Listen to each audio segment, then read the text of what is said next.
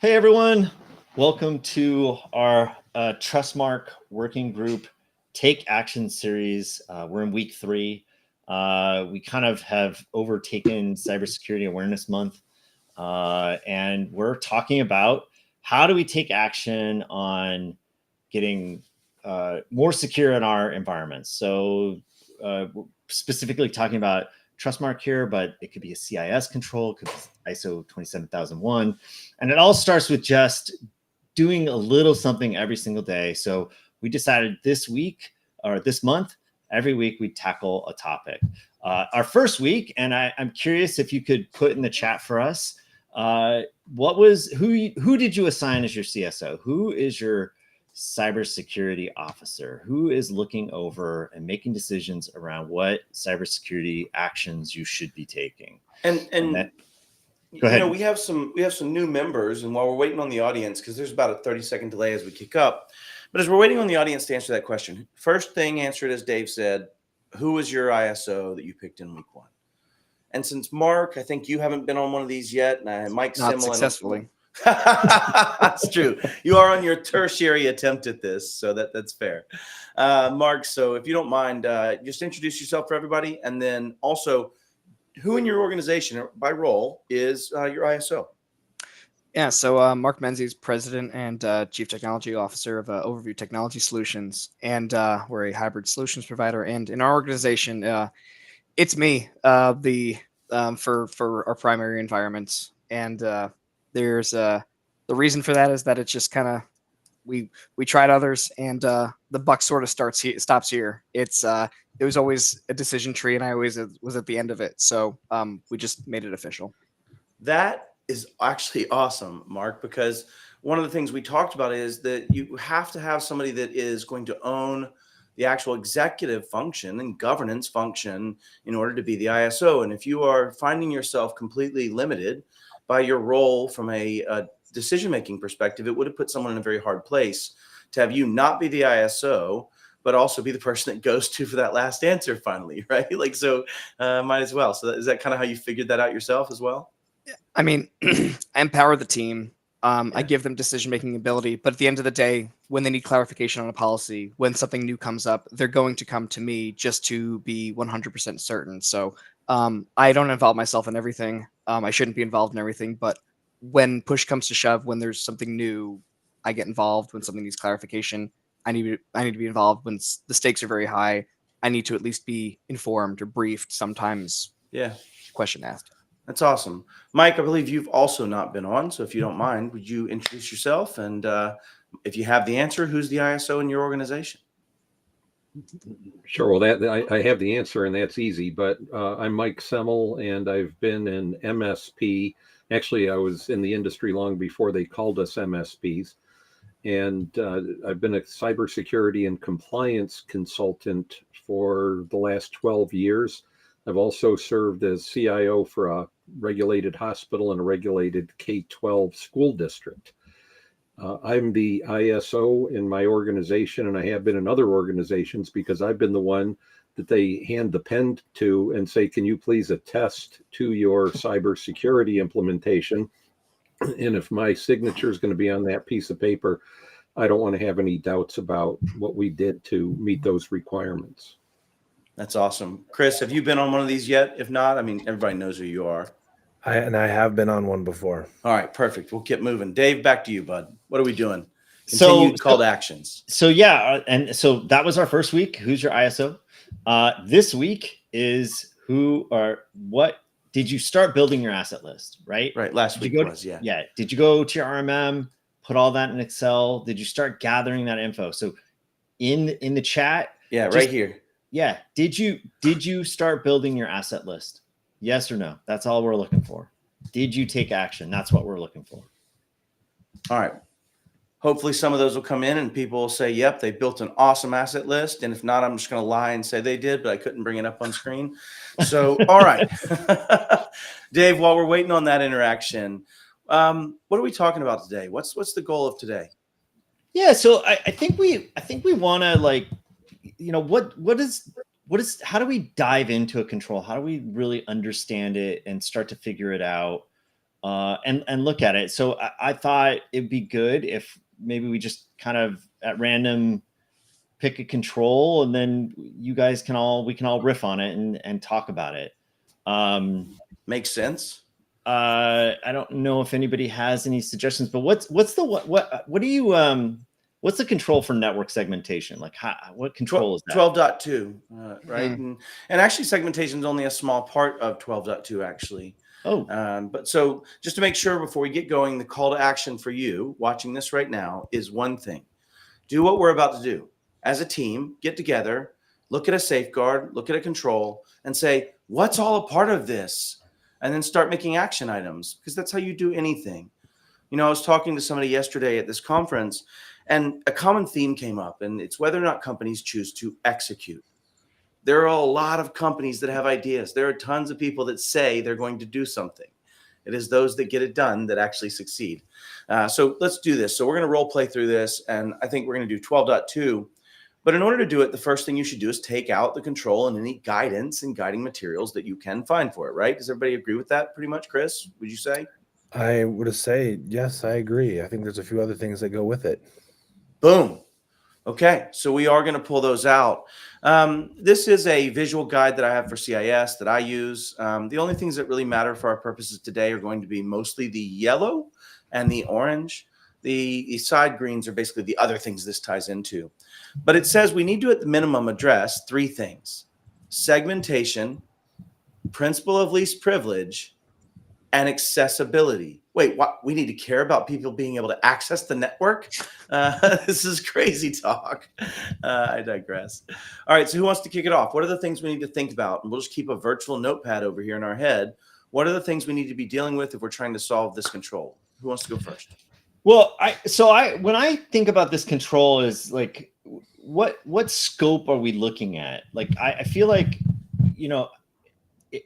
back in the day when I did, enterprise level kind of security stuff, we'd always try and figure out like, okay, what data do we have to secure, right? And what data do we not have to secure? Because that may change the dynamic of how we do stuff, right? It may make it easier, it may make it harder, right? It kind of depends on what you find. Can I refine that a bit, Dave? Just as a question. It's not what data do we have to secure, right? Protect surface and attack surface. We have to protect all the data that's sensitive or that matters.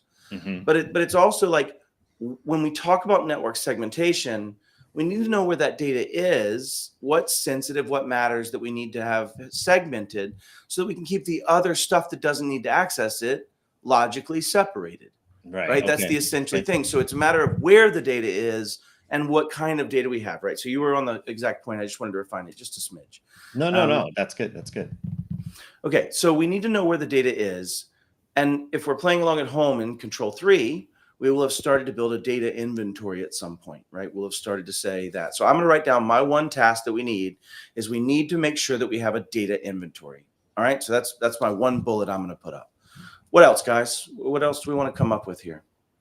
I mean, I want to kind of comment on the data, identifying what data you're trying to protect. It's not always just the like non-public information, CUI. Sure. It's not always those things. Sometimes it's the data that can give you access to the other data, or the data that's separated and you put the pieces together and you can figure something else out.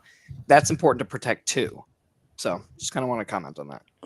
Well, and this is actually a great point, Mark. I give you Matt points. They're not worth very much. They're non-transferable. I've been saving them up. You have? That's awesome. It's going to turn like a camel jacket at some point. But no, it's a great point you make is like, oh, I got lost in the camel jacket joke. Mark, refresh me where you just went. I apologize. No, so it's not just the data you're protecting. Oh, yeah. It's okay. Sorry. I'm back on track. So see me in my face. Yeah. I did. So the problem is that we often think meeting compliance. And I was just going to talk yesterday with an MSP, and I said it depends, which is the number one security answer of all time. But when you talk about what you just said, Mark, you're looking past the compliance and towards not getting punched in the face, or if getting punched in the face, dodging it so it's a glancing cheekbone blow and not a face punch. And so I think to your point is we need to actually think about not just where the data is, but the access to that data, the way we manage admin credentials, the way we manage accounts. And a lot of that's accounted for in other controls.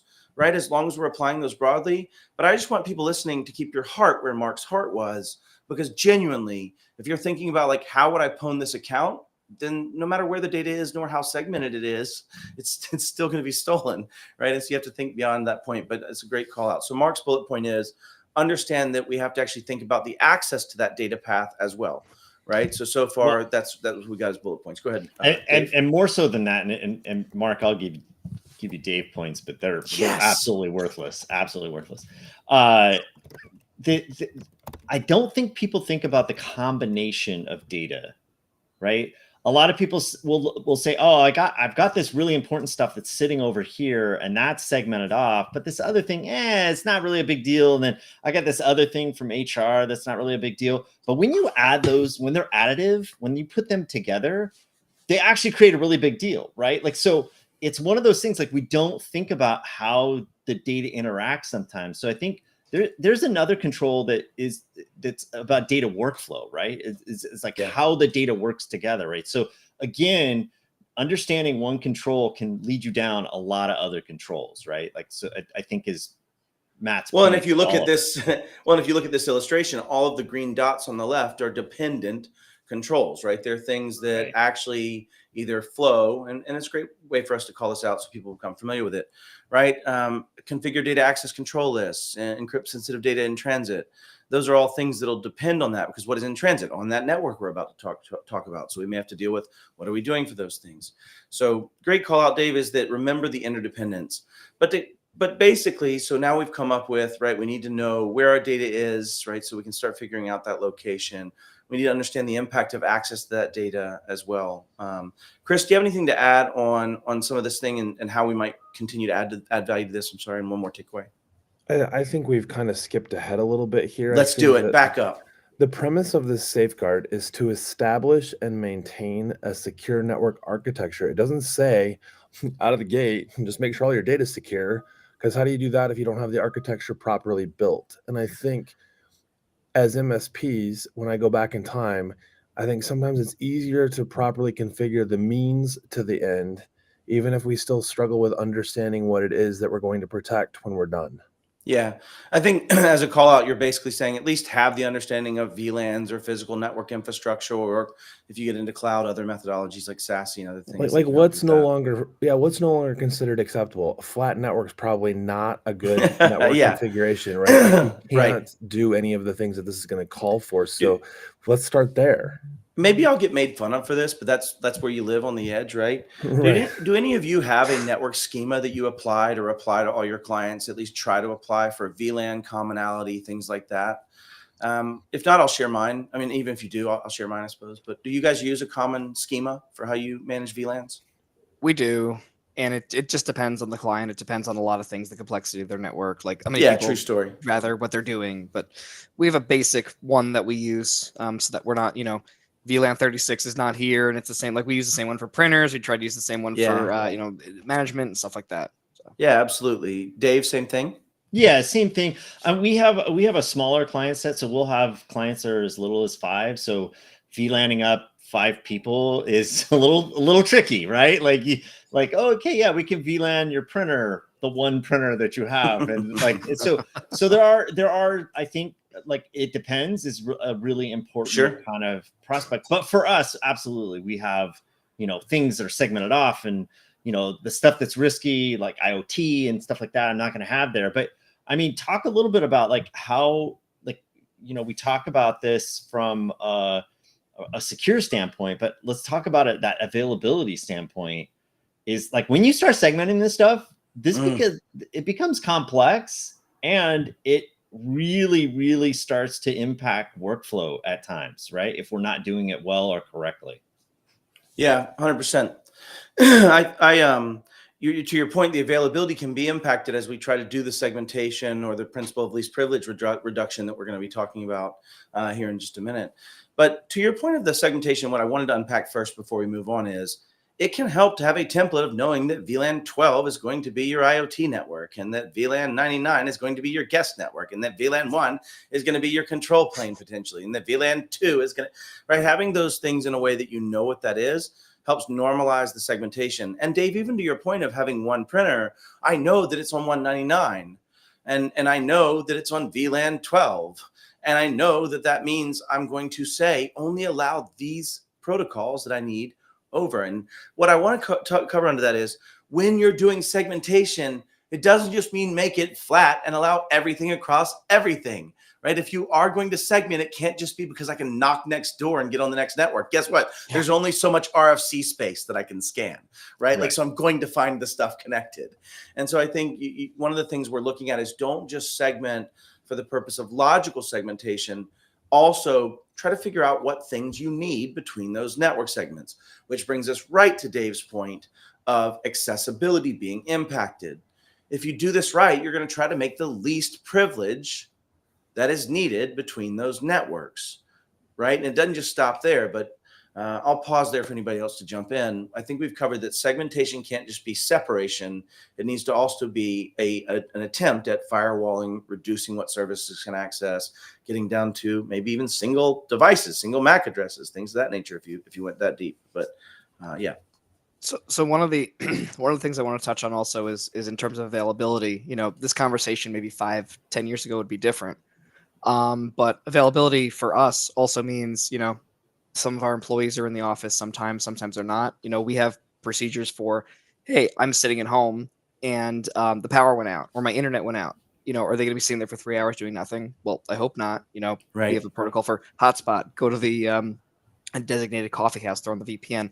That, depending on what you're working on, obviously, in sensitivity and things like that. But availability also, those things need to be taken into consideration too, because it's not 1999. We're not sitting in the office, and if you leave the office, you have to turn on PC Anywhere isn't working, can't use that anymore. Like, we're not. I just can't believe that neuron that came out of your mouth, anyway, man. That was a weird one to come Next back. is going to Yeah. say lap link. It's been a while. Oh But, man. you know what I mean? So, but those have to be taken into consideration when designing your network as well. Yeah. 100%. So anybody else? Well, what are some of the things, like, you're talking about, having your printers off on a separate network. Sure. So is the idea that, okay, if this is all the printer network, I would never expect a PowerShell command to come from the printer side network into my control plane network. How do you technically start to think about there's never going to be a time where this happens? Like, how do you kind of start to break that down? Mark, do you have any strategies for that? Wireshark, you could just look at the traffic, see what's talking, see what's not talking. Institutional knowledge, port 9100 is used for printing, I think, right? Or I'm an idiot, I don't remember. That's where I would have gone with it, Mark. We just don't let those ports come across. Well, yeah, Dave, if I'm going to go and let a printer access the network or something access the printer, I want it to be directional towards the printer unless I'm scanning and it needs to reach out to some server or something. And if it needs SMB, then it's SMB. If it just needs HTTPS, I'm going to try to restrict HTTPS to whatever site it actually needs, the brother driver, and that's challenging. But to your point of like PowerShell or other things, Jason and I have teased, I'll live on a printer and do what I can, but I can only do what you allow me to access outside of that network or other devices or things in that nature. So the biggest answer for that is principle of least privilege, Dave, which is probably you just trying to pull my string on that conversation.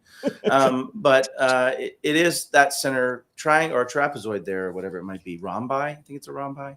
Anyways, that piece says principle least privilege. What does that mean? It means only allowing enough privilege to do the things that are necessary. And to your point, you can find those things by either watching the firewall logs as you start to do a test implementation. You could do a firewall log that shows everything while it's actually there before you set those restrictions, and then say, what is it communicating on? And where is it going on a normal basis? And then try to discern, is that something you should allow? But principle of least privilege doesn't stop there. And I think a lot of people might miss this as well. I think the way I give Mark Menzies access to go change that network device also comes into play, because I could just remove those restrictions, if that makes sense, right? What do y'all want to, Chris, do you want to get riffed on that one a bit? I just think that this is that reminder of why other controls are so important. I mean, this is a perfect example of where things like changing network type stuff requires probably knowing what assets need to be on those networks. Hey, wait, didn't we talk about assets lists just last week? Like, It seems like we maybe. might have been Might building have- up to this. This is crazy. No, and I Yeah. look, I know we're joking around with this and we're having a lot of fun here and things like that, but the stuff is it's complex and it really does need a conversation with a team. Like it doesn't Yeah. this is so hard to do by yourself. Like it's so hard to write it down and like just like I don't have enough institutional knowledge to know everything. Period. True story. But group effort is actually simple, right, Dave? Like it's really not hard when you do it together. It really isn't. Like, you know, we could take apart the working group. Like I on this working group am probably the least secure person in the room, and have the least amount of knowledge about cybersecurity. In other words, there's a lot of really smart people in the room with me, and I have learned so much by just listening and paying attention and asking questions and being part of the group. And I feel like I'm like you guys elevated me, right? And I think that And hap- likewise. I mean, that's mutual, right? That's the way it works. and I think that happens with our teams too. Is that when we start having these conversations in a group and we do a deep dive, that group think is really important. It builds culture. It helps Builds buy-in exactly. as It well, helps. right? It helps people want to do this stuff. And honestly, look, a lot of our guys have a lot of access because they need it, right? Because they have jobs that they've got to do. Okay, yep, maybe not all of it, but Teasing. a lot of it. They can turn all this stuff off. Like we know, like Yeah. how many of us have sat there and gone, this isn't working. I'm just going to turn this off and see if it works.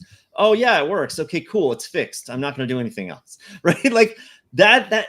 But if you do that in a group, the group can help you figure that kind of stuff out. You know, Dave, this kind of reminds me of, you know, when trying to also make sure that you don't have configuration drift and such. I was setting up, you know, a while ago in Azure. I was like, ooh, if I put a lock on this and I put a lock on this, you know, no one could change that. No one could change that. Well, apparently changing statuses in like, you know, in Azure for like through incident response and things like that. If you lock it, no one can make any changes to even change the status of an ongoing incident in Sentinel. And I'm like, wait a minute. So like I have to unlock. So it's just, there's always these, you're always going to get to that roadblock. And then my recommendation is let it go, move on to the next thing, document it, you know, that there's a deficiency there, and then move on, because the goal isn't to be perfect here. The goal is to just move forward. Right, That's probably the best nugget out of this, Mark, is based on what Dave was saying and how complex this is and how much it ties together and the group think and all those things. It's always back to don't let perfect be the enemy of good. Yeah. Like at the end of the day, it's back to the same common point of just get started, start working through it. And if we were doing this in a real simulation, some of the actions that should be taken away is, hey, why don't we get together with our team and decide what is that standard we want? What are those things we need as minimum segmentation? And where are those logical points? Is it IoT, and IoT should never talk internally, but to talk outside? Is it isolation on that particular network? Is that what matters to me in IoT? Am I getting even more micro segmented inside that network? It's things to I that think nature. you're getting awfully subjective there, Matt Lee. And I think that No, you mean summative, probably, because there's Okay. lots of IoT that need to speak to other IoT, or other IoT need to speak to other things on the I network. guess what I was going gonna- to them, but yeah. I guess my point was our goal here isn't to decide what types of devices need to talk to what networks for the MSPs watching, but in fact to consider what does those assets need to talk to, rather than just turn. Yeah, but back up a bit. I really think there's something to be pushed back on here. What I mean is, I have a list of asset classes, and those classes are separate so that they can be separated, right? And there are some that need to natively live together. Like maybe my desktops and laptops need to live on the same network. They have the same needs. But maybe I could decide my IoT as a general category is at least something that needs to be on a different VLAN. Now, to your point of what needs to talk to what, that's more of a principle of least privilege. I'm simply saying we need to make sure that you should start with what categorizations are you willing to work with? And it is very native to go along the ones like what they said, right? The things that are inside the network, IoT, servers, right? Those are the things. And so I don't know if you all follow a similar track, Mark, and I just want to make sure this isn't lost on MSPs. I had a server VLAN, right? I had a different VLAN if I needed something to be DMZ'd. I had a different, all I'm really saying is when you're talking about segmentation, it is very valid to go through and look at which ones need to be separated And then to your point, Chris, and I don't want to miss this for people, sometimes people build crappy tools and they have to be on the same native VLAN and they have to work only in this way. And Chris, to your point, you'll only know that as you start digging into how those function. But it is, Right. in my opinion, better to start, and it's easier to start with a template of the way I'm going to function in network segmentation, and then deviate from that template rather Sure. than try to build Well, it. and every time, if that and makes Mark, sense. that's exactly what you brought up, right? Like, hey, you're gonna find roadblocks. You're gonna find things that need to be on your Always primary Yeah. control plane that you don't want there, or because they pose a security risk. Document it. Make sure there's a process for it. Compensating control if you can. And find a compensating control for it, right? Like that is. Even if it's administrative, sometimes it has to be administrative. Hey, we know this is a problem. Don't do that. Don't do sign that. the AUP. AUP Right. says don't do that. Don't do that. Yeah, No. yeah, exactly. And so I think it just brings us back to like, so taking the action this week. So the thing that we want to do this week, we have about 5 minutes left. The thing that we want to do this week is really dive into a control. Take one of these controls and tear it apart. Argue it as a team. Yeah, right? see what it looks like. Have the conversation of, hey, this is going to break everything if we put this in. Okay, great. How do we put this in without breaking everything? And start to have that conversation. And look, if your team is one person, like I get it. It makes it tough. That's why Tuesdays, Chris, I don't know times. I probably should have written that down, but Tuesdays there's the Trustmark peer call, right? Where you can jump on and have a conversation with other people that are going through the Trustmark. I'm sure there are similar things for CIS controls and stuff like that. Matt, I know you've talked about some of those types of groups where you can go in and just say, hey, I don't know what I'm doing. Help me. Right. Yeah, like, 100%. and it's peer help. And that's something to recognize and really dive into when you're going through this process. You're not by yourself. All you have to do is ask for help. The ISAL, you can jump in the CompTIA ISAL. Lots of people in there will help you out with Trustmark. I know I will help you probably poorly, not nearly as well as some of the other whatever. people. He keeps kicking himself in the face. I know that humility thing there. It's fine. No, Dave's one of the smarter dudes I get to talk to. So I know how smart the other dudes are in this call. So I'm humility is I'm just lower than you guys. That's all. I'm not saying I'm bad. I'm just not as good. I think. Yeah, go ahead, Mark. To what Dave's saying, though, in my experience, what I would find in the past is that I would be less likely to reach out to someone who seemed more knowledgeable, and that was just because, I don't know, intimidation. I don't like admitting that I'm over this now, but I didn't like admitting when I didn't know something. But I found over time that those that are more knowledgeable didn't get there by accident. Matt is the summary of all of his mistakes and failures and such, and all the knowledge that others have imparted upon him. Yeah. Me too, exactly. Yeah. So the more knowledgeable someone is perceptually, and they actually know their stuff, they're probably more likely to want to help you than someone who's less knowledgeable, simply because they understand the value of that knowledge and want to help others and learn from them as well. So and it's a form of giving back too, right? Because a lot of these guys had somebody walk them through this 10 years ago or 5 years ago or something like that. And it's like, hey, I'm paying it forward, right? Somebody did it for me. I'm going to do it for somebody else. Yeah. One more paste here. Yeah, I wanted. Hold on just a sec. Mark, one of the things that you said just a second ago, I really wanted to say something about because it resonates with me. The definition of expert isn't that you know it all. It's that you have tried a lot. Right. And I'm summarizing a smidge, but that you have continued to try and learn. And hopefully you're not a numpty that doesn't learn from your mistakes, in which case, your name's Matt Lee. But no, genuinely, expert is really more about growing your knowledge by continuing to test. And I like these type of forums because people push back. Right, Chris pushes back on me. I push back on Mark. Mark pushes back on Dave, and so forth and so on. And it really does refine your way of how you understand this and what you're going to be doing. And so this call to action right now, I just want to make sure that everybody knows is just go sit down in the next week with some of your teammates. It doesn't have to be all of them. And talk through a safeguard and talk about what would this do to us, to Dave's point, right? Would this cause us a problem where we just literally cannot function? Or would we be able to implement this? And if not, what do we do as a compensating control? And maybe that, Mark, you said an administrative control. Let's dig into that just a smidge. What if it literally, to your point, is I'm going to put in the acceptable use policy that this device has to be here, but no new devices will be added in this way or other things. And maybe you set a policy that says every new product we're going to use can't be like this jackleg that needs us to be in the layer 1 VLAN of the same management network, right? Like Exactly. And maybe some sort of way of detecting when a bad thing would happen instead of a rule. A rule or something. Yeah. And maybe micro segmentation where you have some ability to filter between devices in the same network that do need those same broadcast capabilities, if that might be what's driving it, right? Not to and then you can start to look at, like, once you have like what you're needing for a compensating control, now you can go look at tools. Now you can go have the conversations around, hey, we need this thing to plug in here to help us out, right? Yeah. And I think this piece too, I just want to do it because we have a great comment from the audience. But at the end, the soft skills are more important than the security protocols. I think, I don't know about more important, but I will say if you try to deliver the security protocols without any of the soft skills as an organization, it won't go very well. You get more flies with honey or bees with honey or whatever than you do with vinegar. I don't know. Maybe I butchered that one, but no, it's good enough. Good enough. And maybe it's a perfect thing to end on. Dave, we've covered, in the last few weeks, and I appreciate you leading this group here. But we've covered in the last few weeks. First, have an ISO. Have an asset list, because if you don't have an asset list, you can't do anything. You don't even know where your attack plane is. Imagine when you start talking about networks, what we didn't cover today is which networks, and even what is a network now, right? Is Starbucks my network?